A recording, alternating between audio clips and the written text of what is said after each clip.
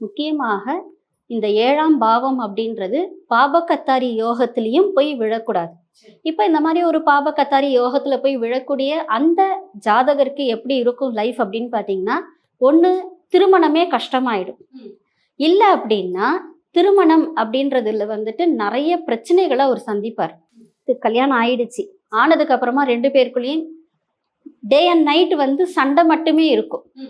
அந்த மாதிரியான ஒரு நிலையும் அமைஞ்சிரும். அதனால 7 அப்படின்றது எப்பொழுதுமே சுத்தமாக இருந்தால் நல்லது. சரி, இப்ப 7ஆம் பாகம் சரியா அமையல, அதுல சில கிரகங்கள் வந்துட்டு சரியான இடத்தில் இல்லாம இருக்குது, அவங்க திருமணம் பண்ணிக்கிறாங்கன்னு வச்சுக்கோங்களேன், அவங்களுக்கு என்ன மாதிரியான பிரச்சனைகள்லாம் வரும்? பிரச்சனைன்னு பார்த்தீங்கன்னா, பொதுவாக 7 சரியில்லை, அதாவது திருமண வாழ்க்கை சரியில்லை அப்படின்னா 2 பேருக்குள்ளேயும் வந்து சண்டை சச்சரவுகள் இருக்கும், பிரிவுகள் இருக்கும். உறுதியாக வந்து பிரிவுகள் ஏற்படும். இல்லை அப்படின்னா இவங்க வந்து கட்டாயத்தின் பேரில் அந்த இல்லறத்தை நடத்திக்கிட்டு இருப்பாங்க. குழந்தைகளுக்காக சிலர் வாழறது, சிலர் வந்து ஸ்டேட்டஸ்க்காக வாழறது அப்படின்ற மாதிரி இருப்பாங்க.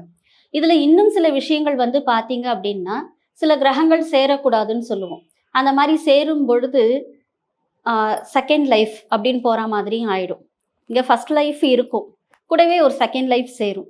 இந்த மாதிரியான விஷயங்களும் நடக்கும். ஸோ இரண்டாவது வாழ்க்கை வந்து அவங்கள தேடி வருமா, இல்லை இவங்க அதை தேடி போவாங்களா? இவங்க அதை தேடி போகிறதுக்கும் வாய்ப்புகள் உண்டு.